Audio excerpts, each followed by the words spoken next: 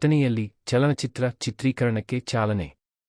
ಅಥಣಿ ಪಟ್ಟಣದ RSP foundation ಸಭಾಭವನದಲ್ಲಿ RSP film production ಅರ್ಪಿಸುವ ರತ್ನಾಪುರ ಭಂಡಾರ ನಿಧಿ ಸಿನೆಮಾ ಕ್ಲಾಪ್ ಕಾರ್ಯಕ್ರಮವನ್ನು ರವಿ ಪೂಜಾರಿ ದಂಪತಿ ನೆರವೇರಿಸಿದರು. ಈ ವೇಳೆ ರವಿ ಪೂಜಾರಿ ಮಾತನಾಡಿ, ಆರ್ಎಸ್ಪಿ ಸಮೂಹ ಸಂಸ್ಥೆ ಮತ್ತೊಂದು ಉದ್ಯೋಗ ಕೊಡುವ ಕೆಲಸ ಇದಾಗಿದೆ. ರತ್ನಾಪುರ ಭಂಡಾರ ನಿಧಿ ಚಿತ್ರ ಆಧ್ಯಾತ್ಮಿಕ ಮತ್ತು ಸಾಮಾಜಿಕ ಸಿನೆಮಾ ಚಿತ್ರೀಕರಣ ಇಂದು ಆರಂಭವಾಗುತ್ತಿದೆ.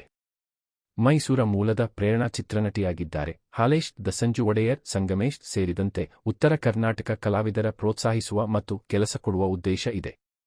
ಅತ್ಯಂತ ಸಾಮಾಜಿಕವಾಗಿ ತಮ್ಮದೇ ಆದ ಕೆಲಸ ಸಾಮಾಜಿಕವಾಗಿ ತೊಡಗಿಸಿಕೊಳ್ಳಲು ಕಾರಣವಾಗಿದ್ದೀರಿ. ಈ ಚಿತ್ರಕ್ಕೆ ಉತ್ತಮ ಪ್ರಚಾರ ಕೊಡುವ ಮತ್ತು ಹಾರೈಸುವ ಜವಾಬ್ದಾರಿ ನಿಮ್ಮದಾಗಿದೆ. ಮಾರ್ಚ್ 20ಕ್ಕೆ ಟ್ರೈಲರ್ ಬಿಡುಗಡೆ ಆಸೆಯಿದೆ. ಉದ್ಯಮ ವಿಸ್ತರಣೆ ಜೊತೆಗೆ ಬೇರೆ ಬೇರೆ ರಾಜ್ಯಗಳಿಗೆ ಉತ್ತರ ಕರ್ನಾಟಕ ಕಲಾವಿದರನ್ನು ಗುರುತಿಸುವ ಕೆಲಸ ಮಾಡಲಿದ್ದೇನೆ. ಸೋಲು ಗೆಲುವು ಭಗವಂತನಿಗೆ ಬಿಟ್ಟ ವಿಚಾರ. ಇದು ನನಗೆ ಸಡನ್ನಾಗಿ ಬಂದ ವಿಚಾರವಲ್ಲ. 5-6 ವರ್ಷಗಳ ಹಿಂದೆ ಸಾರ್ಥಕ ಬದುಕು ಅಂಕಣ ಬರೆದಿದ್ದೆ. ಇದರಲ್ಲಿ ಸಂಪಾದನೆಯ ಆಸೆ ಇಲ್ಲ. ಅವಕಾಶ ವಂಚಿತರಿಗೆ ಅವಕಾಶ ಕೊಡುವ ಕೆಲಸ ಮಾಡುವ ಉದ್ದೇಶದಿಂದ ಮುಂದುವರಿಯುವ ಪ್ರಯತ್ನ ಮಾಡುತ್ತಿದ್ದೇನೆ. ಉತ್ತರ ಕರ್ನಾಟಕ ಕುರಿತು ಧ್ವನಿ ಎತ್ತುವ ಅನಿವಾರ್ಯತೆ ಇದೆ. ಕಲಾವಿದರನ್ನು ಗುರುತಿಸಿ ಅವಕಾಶ ಕೊಡುವವರು ಕಡಿಮೆ ಇದ್ದಾರೆ. ಉತ್ತರ ಕರ್ನಾಟಕದ ಕಲಾವಿದರು ತಮ್ಮನ್ನು ಸಂಪರ್ಕಿಸಿದರೆ ಖಂಡಿತ ಮುಂಬರುವ ದಿನಗಳಲ್ಲಿ ಅವಕಾಶ ಕೊಡುತ್ತೇನೆ. ಅದಕ್ಕಾಗಿ ಆರ್ಎಸ್ಪಿ ಫಿಲ್ಮ್ ಪ್ರೊಡಕ್ಷನ್ ಅರ್ಪಿಸುವ ರತ್ನಾಪುರ ಭಂಡಾರ ನಿಧಿ ಚಲನಚಿತ್ರವನ್ನು ಪ್ರೋತ್ಸಾಹಿಸಲಾಗಿ ಮಾಡ್ತೀನಂತ ಎಲ್ಲ ಕಲಾವಿದ ಅಭಿಮಾನಿಗಳಿಗೆ ನಾನು ಹೇಳಿಕೆ ಬಯಸ್ತೇನೆ. ಜೊತೆಗೆ ಈ ಸಂದರ್ಭದಲ್ಲಿ ನಾನು ಮಾತಾಡಲಿಕ್ಕೆ ಬಯಸ್ತೇನೆ. ನಾವು ಈ ಚಲನಚಿತ್ರವನ್ನು ಮುಗಿಸ್ಬಿಟ್ಟು ಇಟ್ಟಿಗೆ ಬಿಡಲ್ಲ. ಪ್ರಯತ್ನ ಹೆಂಗಿರ್ಬೇಕಂದ್ರೆ ಅದು ಬಹಳ ಅದ್ಭುತವಾಗಿರ್ಬೇಕು. ಅದು ತಮ್ಮೆಲ್ಲರಿಗೆ ನಮ್ಮ ವಿಚಾರದಲ್ಲಿ ಸುಮಾರು 41 ವರ್ಷ ಕಳೆದಿ ಆಲ್ಮೋಸ್ಟ್ ಇಲ್ಲಿ ಮಾಧ್ಯಮ ಸ್ನೇಹಿತರಾಗಿರ್ಬೋದು, ಎಲ್ಲ ಆತ್ಮೀಯರಿಗೆ ನನ್ನ ವಿಚಾರ ಎಲ್ಲ ಗೊತ್ತಿದೆ. ಯಾವುದನ್ನು ಕೂಡ ನಾನು ಕೈ ಹಾಕಿದ್ರೆ ಅದನ್ನ ಬಿಡುವಂತ ಪ್ರಶ್ನೆನೇ ಇಲ್ಲ. ಅದು ಸೋಲು ಗೆಲುವು ಅದು ಭಗವಂತನಿಗೆ ಬಿಟ್ಟು ವಿಚಾರ. ನಮ್ಮ ಪ್ರಾಮಾಣಿಕ ಪ್ರಯತ್ನ ಯಾವತ್ತೂ ಇರಬೇಕು ಅನ್ನುವಂತ ಮಾತನ್ನ ತಮ್ಮೆಲ್ಲರ ಜೊತೆ ಹಂಚಿಕೊಳ್ಳಲು ಇಷ್ಟಪಡ್ತೀನಿ.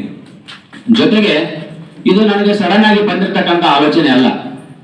ನಾನು ಶಿವಣ್ಣ ಗೊತ್ತಿರ್ಬೇಕು, ಬಾಡಿಗೆ ಮನೆಯೊಳಗಿದ್ದಾಗ ಒಂದು ಆರ್ಟಿಕಲ್ ಬರೋ ಶಿವಣ್ಣ ಹಾಕಿನಿ, ಸಾರ್ಥಕ ಬದುಕು ಅಂತ ಟೈಟಲ್ ಕೊಟ್ಟಿದ್ನಿ. ಶಿವಣ್ಣ ಹಾಕಿದ್ನಿ. ಶಿವಣ್ಣ ಇದ್ರ ಬಗ್ಗೆ ತಮ್ಮ ಅಭಿಪ್ರಾಯ ಹೇಳ್ರಿ ಅಂತ ನನಗೇನು ತಿಳಿಯತ್ತಂದ್ರ ಅವ್ರು. ಅಂದ್ರೆ ಆ ಒಂದು 5-6 ವರ್ಷಗಳ ಹಿಂದೆ ಕೂಡ ಈ ಆಲೋಚನೆ ನಂದಿತ್ತು. ಅಂತ ಒಂದು ಅವಕಾಶ ಭಗವಂತ ನನಗೆ ಕೂಡಿಸಿಕೊಟ್ಟ. ಇದನ್ನ ಮುಂದುವರಿಸಿಕೊಂಡು ಹೋಗಿ ಒಂದು ಒಳ್ಳೆಯ ವಿಚಾರದಲ್ಲಿ ಒಳ್ಳೆಯ ಕಲಾವಿದರಿಗೆ ಅವಕಾಶ ಕೊಟ್ಟು ಇದರಲ್ಲಿ ಏನು ಅಂತ ಸಂಪಾದನೆ ಮಾಡುವಂತದ್ದ ಆಸೆ ಇಟ್ಕೊಂಡು ಹೋಗ್ತಾ ಇಲ್ಲ. ಆದ್ರೆ ನಂದು ಒಂದಿಷ್ಟೇ, ಯಾರು ಕಲಾವಿದರಾಗಿರ್ಬಹುದು, ಯಾರು ಕೆಲವೊಬ್ರು ತುಳಿಯಲ್ಪಟ್ಟಿದ್ದಾರೆ, ಉತ್ತರ ಕರ್ನಾಟಕದಲ್ಲಿ ನೀ ಏನ್ ಮಾಡ್ತೀಪ ಅನ್ನುವಂತ ಪ್ರಶ್ನೆಗಳು ಬರ್ತಾವ. ಅಂತವರಿಗೆ ನಾವು ನೋಡ್ಬೇಕು. ತಮ್ಗೆಲ್ಲರಿಗೂ ಗೊತ್ತಿದೆ, ಪ್ರತಿಯೊಂದು ಕ್ಷೇತ್ರದಲ್ಲಿ ಎಲ್ಲರೂ ಕೂಡ ಬೆಂಗಳೂರೇ ಏನ್ ಮಾಡ್ತಿರಲ್ಲ. ಬೆಂಗಳೂರು ಒಂದು ಸಣ್ಣ ದಾಸೋಹ ಏನಾದ್ರೂ ಸೇವೆ ಮಾಡಿದ್ರೆ ಬೆಂಗಳೂರಲ್ಲಿ ಟಿವಿಯಲ್ಲಿ ಅವ್ರನ್ನ ಬೆಳೆಸ್ತಾರ, ರಾಜಕಾರಣಿಗಳನ್ನು ಬೆಳೆಸ್ತಾರ, ಕಲಾವಿದರನ್ನು ಬೆಳೆಸ್ತಾರ, ಎಲ್ಲ ಕ್ಷೇತ್ರದಲ್ಲಿ ಬೆಳೆಸ್ತಾರ. ಆದ್ರೆ ನಮ್ಮ ಉತ್ತರ ಕರ್ನಾಟಕ ಅಂದ್ರೆ ಯಾಕೋ ಸ್ವಲ್ಪ ಬಹಳ ಎಲ್ಲರಿಗೂ ಒಂಥರ ಇದನ್ನು ಅದು ಒಂದು ತರ ಅವ್ರಿಗೆ ಏನು ಗೊತ್ತಿಲ್ಲ. ನಮ್ಮನ್ನ ಬೇರೆ ರೀತಿಯಿಂದ ನೋಡ್ತಾರೆ. ಅದಕ್ಕೆ ಬಹಳ ಹಿಂದಿನಿಂದ ಈಗ ನಡೆದಿದೆ. ಪ್ರತ್ಯೇಕ ಉತ್ತರ ಕರ್ನಾಟಕಕ್ಕೂ ಸಣ್ಣಗೆ ಹೇಳ್ತಾ ಇದೆ. ಆದ್ರೆ ಮುಂದಿನ ದಿನಮಾನಗಳಲ್ಲಿ ಉತ್ತರ ಕರ್ನಾಟಕ ಇದೇ ರೀತಿ ಅನ್ಯಾಯ ಆಗ್ತಾ ಹೋದ್ರೆ ನಾವು ಅದನ್ನ ಧ್ವನಿ ಎತ್ತುವುದಕ್ಕೆ ಅನಿವಾರ್ಯ ಐತಿ. ಯಾಕಂತಂದ್ರೆ ಈ ತರ ನೋಡ್ರಿ, ಪ್ರತಿಯೊಂದು ಕ್ಷೇತ್ರದಲ್ಲಿ ನೀವು ಆಲೋಚನೆ ಮಾಡ್ರಿ. ನಾವು ಪ್ರತಿಯೊಂದು ಕ್ಷೇತ್ರದಲ್ಲಿ ಹಿಂದಿದೀವಿ. ಅಲ್ಲಿ ಬೆಂಗಳೂರು ಗ್ರಾಮಾಂತರ ಆಗಿರ್ಬೋದು, ಮೈಸೂರು, ಆ ಕಡೆ ತುಮಕೂರು ಎಲ್ಲ ಎಷ್ಟು ಬೆಳೆದಿದೆ, ಅಲ್ಲೆಲ್ಲ ಸಪೋರ್ಟ್ ಮಾಡ್ತಾರ, ರಾಜಕಾರಣಿಗಳು ಫಂಡ್ ಕೊಡ್ತಾರೆ, ಎಲ್ಲ ಆಗತ್ತೆ. ಅಂದ್ರೆ ಉತ್ತರ ಕರ್ನಾಟಕ ಅಂದ್ರೆ ಆ ತರ ಮಾಡ್ತಾರೆ. ಅದೇ ರೀತಿಯಾಗಿ ಕಲಾವಿದರು ಕೂಡ ಅಷ್ಟೇ.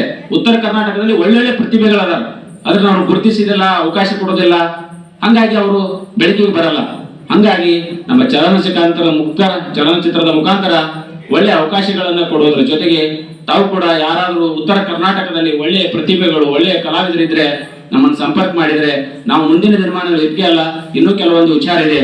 ಯಾಕಂದ್ರೆ ನಮ್ದು ಕೆಲವೊಂದು ಈ ಅಥಣಿ ಮಟ್ಟದಲ್ಲಿ ಈ ಬೆಳಗಾವಿ ಜಿಲ್ಲೆಯಾದ್ಯಂತ ಉತ್ತರ ಕರ್ನಾಟಕದಾದ್ಯಂತ ಇನ್ನೂ ಚಿತ್ರೀಕರಣ ಮಾಡುವಂತ ಎಲ್ಲ ಆಲೋಚನೆಗಳು ಇಟ್ಕೊಂಡಿದೀವಿ. ಅಂದ್ರೆ ಎಲ್ಲರಿಗೆ ಅವಕಾಶ ಕೊಟ್ಟು ಒಂದು ಹೆಮ್ಮರವಾಗಿ ಈ ಆರ್ಎಸ್ಪಿ ಫಿಲ್ಮ್ ಸಮೂಹ ಸಂಸ್ಥೆ ಬೆಳೀಲಿ, ಅದರಿಂದ ಅನೇಕ ನೂರಾರು ಜನರಿಗೆ ಉದ್ಯೋಗ ಸಿಗಲಿ ಅಂತ ನನ್ನ ವೈಯಕ್ತಿಕ ಆಶೆ ಇದೆ. ಅದಕ್ಕೆಲ್ಲ ತಮ್ಮ ಗುರು ಹಿರಿಯರ ಆಶೀರ್ವಾದ, ಶಿವಯೋಗಿ ಸಿದ್ದೇಶ್ವರ ಆಶೀರ್ವಾದ, ತಮ್ಮೆಲ್ಲ ಮಾಧ್ಯಮರ ಪ್ರೀತಿ ವಿಶ್ವಾಸದಿಂದ ನಾನು ಇದನ್ನ ಗೆಲ್ತೀನಿ ಅನ್ನುವಂತ ಮಾತನ್ನ ಈ ಸಂದರ್ಭದಲ್ಲಿ ಹೇಳಿ, ಈ ಸಂದರ್ಭದಲ್ಲಿ ಇದೆಲ್ಲ ಮಾತಾಡ್ಲಿಕ್ಕೆ ತಾವೆಲ್ಲ ಬಂದು ಈ ಕಾರ್ಯಕ್ರಮವನ್ನು ಯಶಸ್ವಿ ಮಾಡಿದಿರಿ.